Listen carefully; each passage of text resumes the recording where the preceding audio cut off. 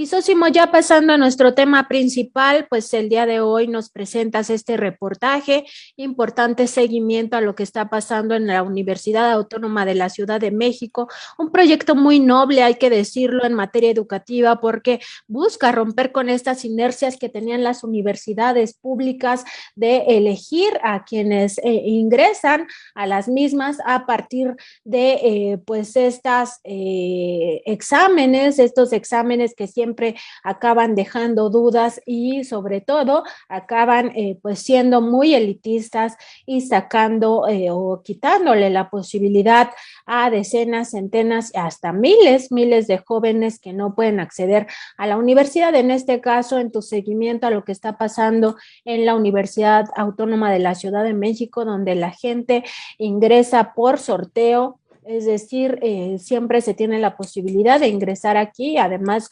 no después de que ya concursas no te quitan, sino que estás presente en los siguientes sorteos hasta que puedes ingresar a la misma. Estás tú revelando que hay 34 obras negras, algunas de ellas no concluidas. En general, esto pues ha representado, o al menos así lo considera la actual autoridad, la actual rectoría de la UACM, un fraude por 300 millones de pesos. Así es, Nancy Flores. En efecto, como ya lo señalabas, pues la UACM es un proyecto muy noble al que le estamos dando seguimiento, pues ya desde hace varios años como equipo de Contralínea hemos reportado en varios momentos, incluso la conflictividad que se ha generado, otro tipo de irregularidades también ocurridas hace ya algunos años y que, bueno, desafortunadamente, pues se siguen arrastrando conflictos que no permiten que la universidad, bueno, pues crezca en su máxima expresión, que las potencialidades de educación que tiene se aprovechen precisamente, pues sí, al máximo para tantos jóvenes que requieren un espacio en el sector educativo mexicano, particularmente de la ciudad. Y sí, como bien comentabas, son 34 obras sin concluir que ha identificado la actual administración, obras sin concluir que datan de algunos contratos se firmaron de 2014, pero tenían que haber sido concluidas estas obras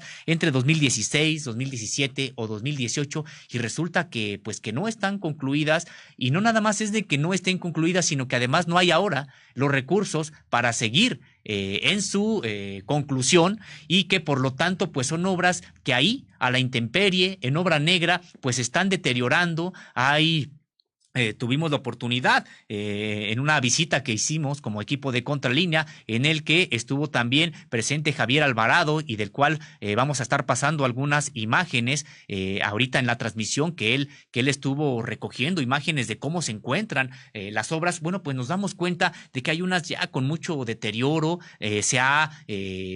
digamos que la herrería ya se encuentra oxidada, hay inundaciones, bueno, pues por efecto de el paso de el tiempo. Como decíamos, hay unas que llevan más de un lustro que se quedaron totalmente detenidas y hay varias razones por las que se quedaron detenidas y que iremos presentando. Pues, podemos nosotros ahorita señalar que ya esta administración de la rectora Tania Rodríguez Mora, bueno, pues ha generado denuncias que algunas son de carácter interno de la UACM, son denuncias también externos de carácter administrativo, pero también hay denuncias penales que, bueno, pues en los próximos días, en las próximas semanas, iremos teniendo noticias sobre cómo se encuentran, cómo van estas denuncias. Y decíamos, la actual administración, bueno, pues acusa a las anteriores de negligencia, de haber firmado contratos sin que se especificara claramente qué era lo que tenían que entregar las empresas y también que se les pagó por adelantado trabajos que no hicieron. En la contraparte, tuvimos también la oportunidad de platicar con el ex rector Hugo Aboites, el doctor Hugo Aboites, que bueno, pues él señala que hay documentos que avalan que solamente se pagó aquello en lo que se avanzó, no hubo pagos por adelantado, ni tampoco hubo pagos de obras que no se realizaran.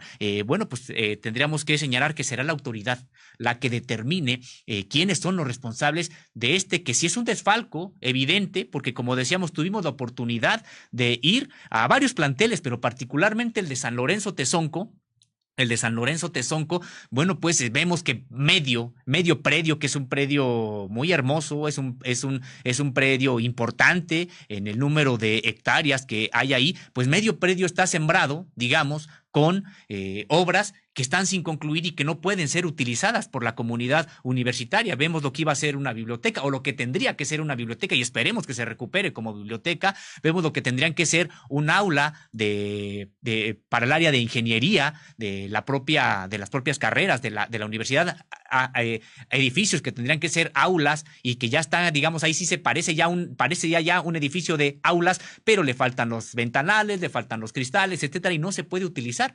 En el caso de otros planteles donde hay lo que tendría que ser un auditorio y que ya tiene incluso butacas, ya tiene casi todo, pero no tiene el sistema de comunicación interna para que pueda ser utilizado y pueda ser aprovechado. Tendríamos que señalar, Nancy Flores, que bueno, esta demanda de inmuebles, de infraestructura, pues data, como decíamos, de 2014, después de que la universidad tuvo un proceso también de paro, un proceso donde sí se le quiso, ahí sí, digamos que desde dentro se le quiso destruir, cambiándole su modelo educativo, al que ya hacías referencia hace un momento, que es vanguardista, es muy noble también, y querían transformarla en digamos que en una universidad muy parecida a las que ya tenemos o ya hay en el país y que en realidad, bueno, pues son más de una corte, de corte elitista, en el sentido de que bueno, pues sí, se aceptarían solamente los determinados promedios. Esos determinados promedios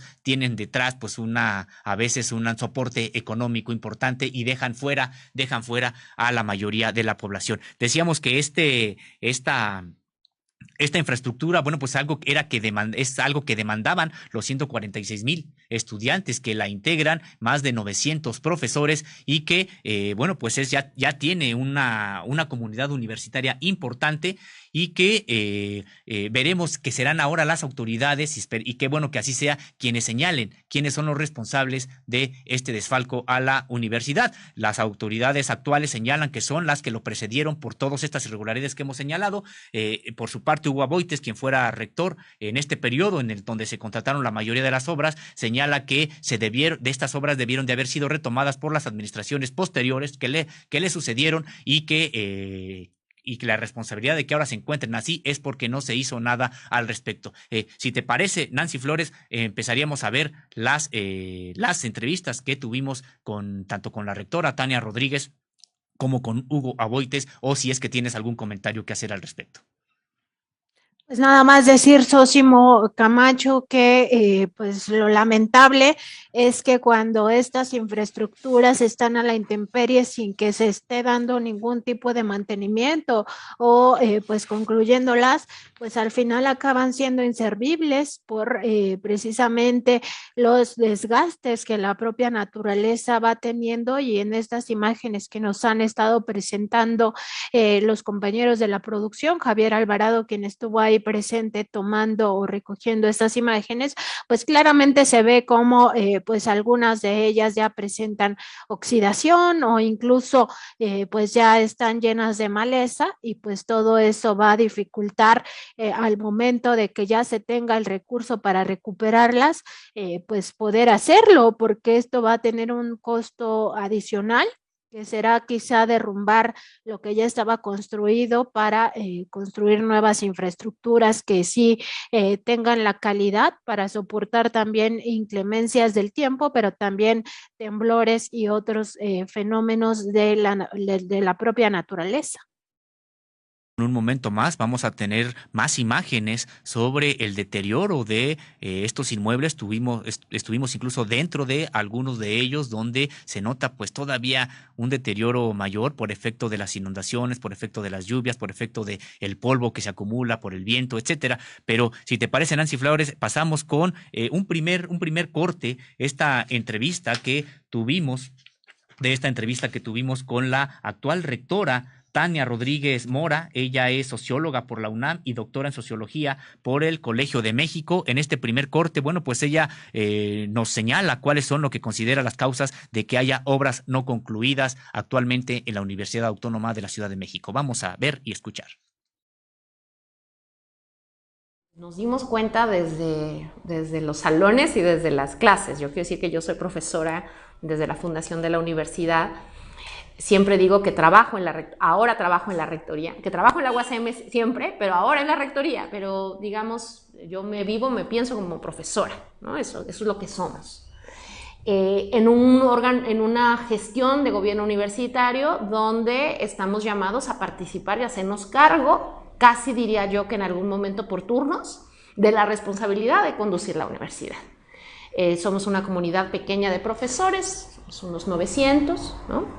800, ahí depende cuántas licencias haya, que tenemos que hacernos cargo de los órganos de gobierno, de las instancias universitarias, tal. ¿Qué fue sucediendo en este proceso? Primera parte, tuvimos por primera vez en la historia, por ahí después de que se levantó la huelga, 2014-15, digamos, una bolsa de recursos acumulados que habían sido medio no transferidos por el gobierno de la ciudad, por la federación, que venían de la federación y que constituyeron como una bolsa importante de recursos que estaban destinados particularmente al fortalecimiento de la infraestructura. Algo que es necesario en función de plantearnos un crecimiento y una consolidación institucional. Bueno, en ese momento se tomaron unas decisiones que ahora conocemos los detalles, fundamentalmente fueron contrataciones a precio alzado, que tienen ciertas reglas de operación específica. Por supuesto, estos contratos están considerados en la ley, pero tienen una serie de características que debe ser muy puntual su seguimiento para que puedan cumplirse a cabalidad. Eso es algo de lo cual ahora estoy mucho más enterada que en ese momento. Pero en ese momento había una necesidad, digamos, de que la universidad creciera. ¿Dónde nos empezamos a dar cuenta que hay problemas? Yo quisiera decir que el primer momento en que participé a la contienda de la rectoría fue en 2018, donde un cúmulo importante de compañeros y compañeras que incluso también participaron en la elección, una elección importante, en el entendido de que algo ya iba mal con la universidad. Porque lo que veíamos era que no avanzaban una serie de procesos administrativos, ¿no? Una serie de dinámicas no muy sanas estaban ocurriendo en el Consejo Universitario, en términos de desgastes, incluso escenarios de violencia, de descrédito, de poca claridad y gestión hacia dónde iban las cosas. Y una cosa muy evidente que era que las obras se habían quedado como una especie de congeladas, ¿no? Congeladas. Desde ese momento, debo decir que yo en ese momento, en 2018, una de las cosas que señalé en la campaña fue: vamos a comprender qué está pasando con el tema de las obras. Y lo primero que vamos a hacer es, en la entrega-recepción de este gobierno universitario a otro, vamos a hacer público contrato por contrato y saber qué es lo que está pasando plantel por plantel. La entrega-recepción para mí ha sido nulo, porque realmente no tuvimos un proceso de ese tipo desde ese primer momento de la administración responsable de los contratos. Esa administración le entregó al doctor Galdino Morán, quien ocupó la rectoría por decisión del Consejo Universitario durante el año pasado. Nosotros hemos revisado las condiciones de esa entrega y efectivamente hay pues casi un nulo reporte con respecto al estado de cada situación y a una solicitud expresa después, incluso de ampliar la información, lo que se responde es que no, que eso es problema de las obras.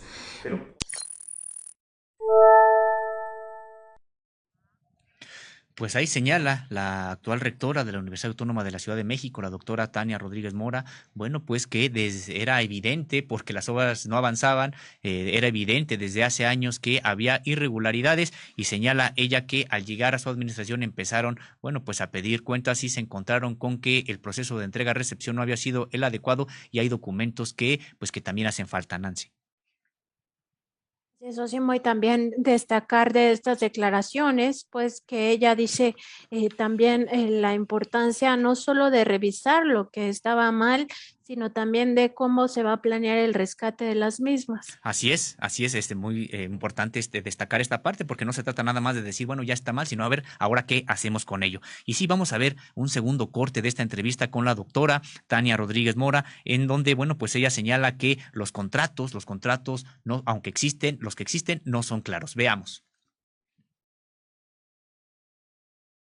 arqueología de cada caso. Por eso, digamos, ojalá hubiera sido oportuno que en ese momento se hubieran entregado cosas por cosas y tal vez hubiéramos avanzado en buena parte del trabajo administrativo y hubiera sido más fácil. En ese momento no le entregan y lo que hay es una grave, digamos, un proceso muy complejo de entrega-recepción del que era el coordinador de obras a los que siguieron. Hubo 3 casos posteriores de responsables de coordinadores de obras y esa persona es ese responsable de obras primero, el que hizo los contratos, pues digamos que tiene una serie de señalamientos y desapareció en cierta medida. O sea, se fue, no terminó de entregar lo que debía entregar, ¿no? Entonces lo que después de 3 coordinadores de obras y una oficina de rectoría y un encargado de despacho, nosotros llegamos a asumir la responsabilidad. Entonces, ¿qué es lo que estamos haciendo? Tratar de cumplir esa vieja idea del 2018, que es aclarar exactamente en qué situación estamos. Llegar a la situación del listado de esos 34 contratos ha sido un trabajo de la Oficina del Abogado General y de, digamos, la actual administración, junto con un trabajo acumulado de la Coordinación de Obras que empezó a organizar sus archivos, ¿no? Ahí están los archivos. Tenemos la sospecha de que hay algunas cosas que no necesariamente están ya. Hubo incluso en algún momento en el rectorado anterior denuncias de que se habían llevado cajas de la propia rectoría, o sea, no estoy acusando al responsable de la rectoría de haberse llevado las cosas, sino que incluso ellos mismos señalaron que les habían llevado documentación. Entonces, es un tema complejo de arqueología administrativa. Hay que hacer arqueología administrativa, dice la rectora Tania Rodríguez Mora, para saber cómo se encuentran las obras, por qué no se construyeron, por qué no se concluyeron y ha tenido que ir recuperando documentos. Ella dice que hay documentos que no están. Señala que esta denuncia fue hecha incluso por las administraciones anteriores a la suya, donde pues hubo denuncias de que faltan documentos que avalen cómo se licitó y cómo se contrataron a las empresas, Nancy. También esta otra parte, Sósimo, de todos los problemas que han enfrentado con los responsables de las propias obras, como uno de ellos, ella lo narra, pues definitivamente se fue sin rendir cuentas respecto de lo que había hecho y pues todas estas problemáticas van en detrimento no solo del patrimonio de la Universidad Autónoma de la Ciudad de México, sino sobre todo de los estudiantes. Así es, se trata de Javier Mora, pueden consultar toda la información en www.contralinea.com.mx, que ya está disponible desde el día de ayer esta tercera parte de la investigación. Veamos ahora otro corte, el tercer corte, donde, pues señala que los contratos se realizaron a precio alzado, no es de que esté mal, que existe en la normatividad esta posibilidad, digamos, la falencia aquí es de que no se entró en detalle sobre qué era exactamente lo que se estaba contratando, eso generó lagunas que aprovecharon las empresas. Veamos. El contrato que hizo este precio alzado suponía una descripción clara de lo que te van a entregar. Tú contratas, quiero que me entregues una casa. Y yo te contrato que me entregues una casa en tanto tiempo. Y lo acordamos y tú fijas un precio y yo tal. El tema es que nunca estuvo claro, nunca estuvo por escrito y con todas las determinaciones precisas cómo iba a ser la casa, de qué materiales iba a ser la casa, en qué condiciones iba a entregar la casa, dar por terminada. Ese fue un primer problema de fondo, que es muy grave en términos de planeación institucional. Y el segundo tiene que ver con los plazos y términos. Se empezaron sistemáticamente a incumplir por diversas razones. Por atrasos en la obra, por atrasos en los pagos, por atrasos de distinto tipo, lo que ocasionó cambiar los términos. Y después empezaron a cambiar los términos, lo cual ya raya en un margen que administrativamente genera muchos problemas cuando quieres hacer valer un contrato, porque si tú lo cambiaste en los términos del primer contrato, ya no está claro. A eso podemos sumar una serie de situaciones que particularmente distintos trabajadores de área de Contraloría, de la propia obra, de distintos lados, han señalado con respecto al poco seguimiento, ¿no?, y a la poca capacidad de regulación y gestión de las mismas, de seguimiento a las obras, o sea, el seguimiento concreto a las obras y de los pagos.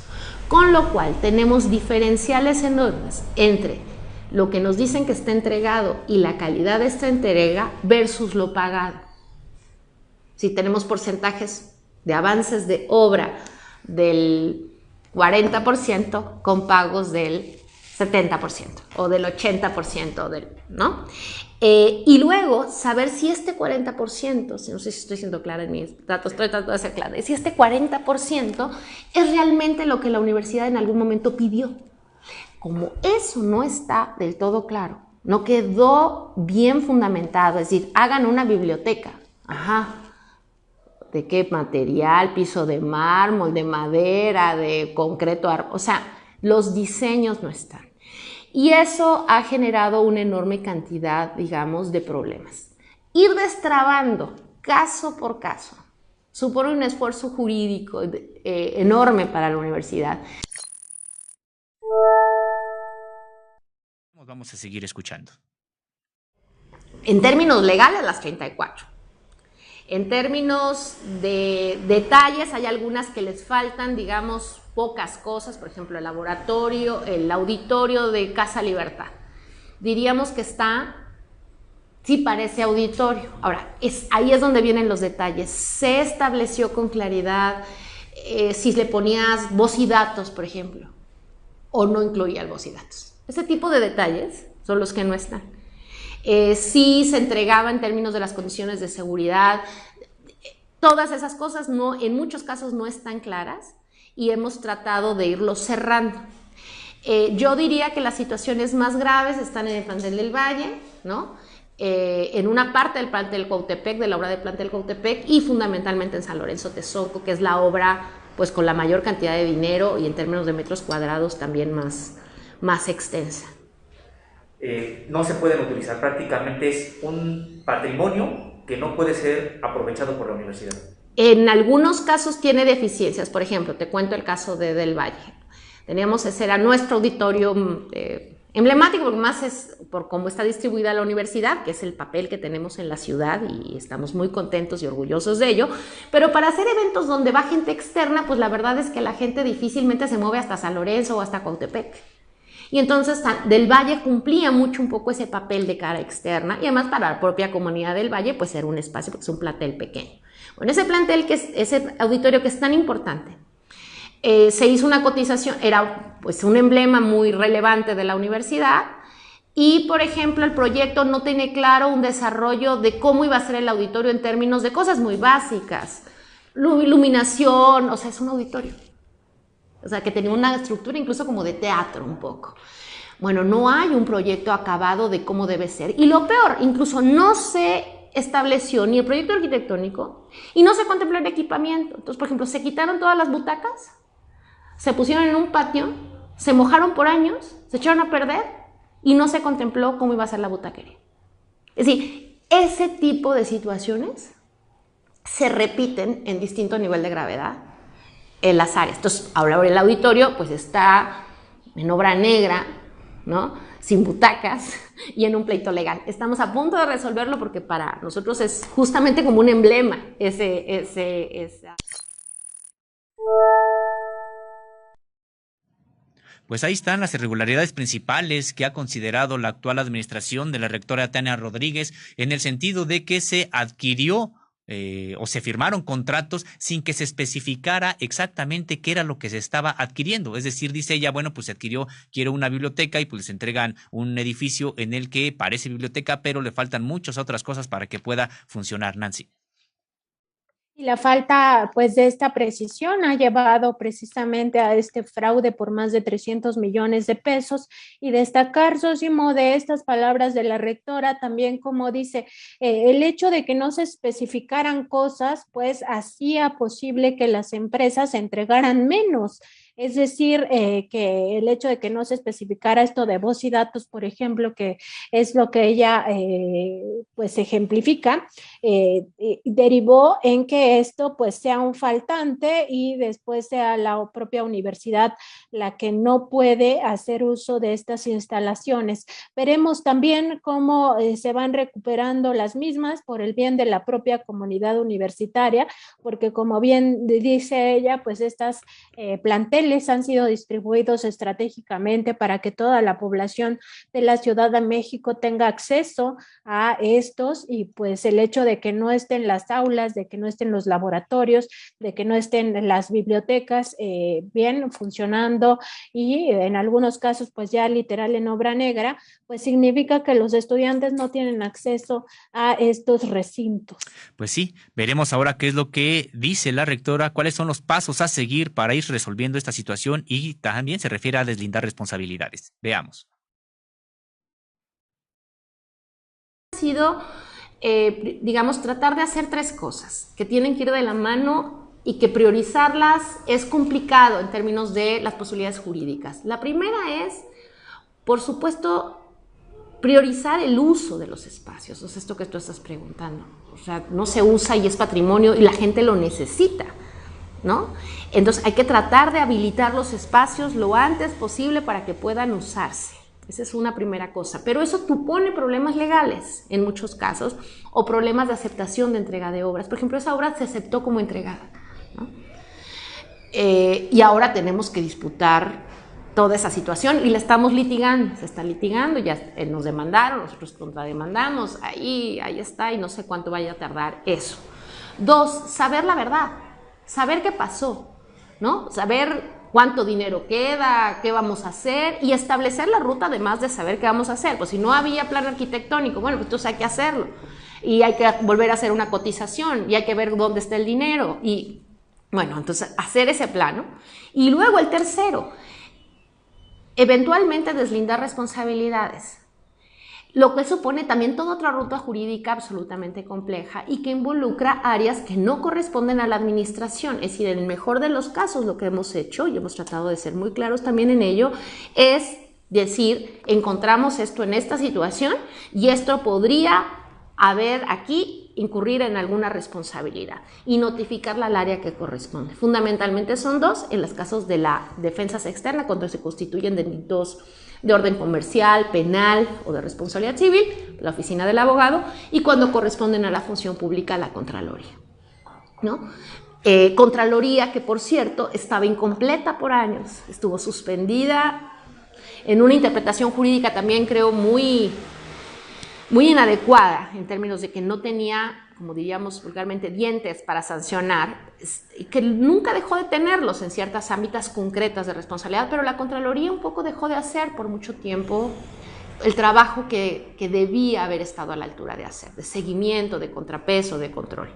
Felizmente ahora el Consejo Universitario ha adecuado la Contraloría interna a, digamos, las prácticas del Sistema Nacional Anticorrupción, de las reglas actuales, y acabamos de lograr estructurar la Contraloría para que ya sea un instrumento que efectivamente permita dar seguimiento, sancionar, actuar, tal. Nosotros publicamos un código de ética, por ejemplo, también. Es decir, estamos tratando de encuadrar a un trabajo en donde administrativamente el seguimiento del trabajo sea posible. Pero ese entramado administrativo no existió y cuando existió no se aplicó. Y eso nos puso en esta situación tan complicada.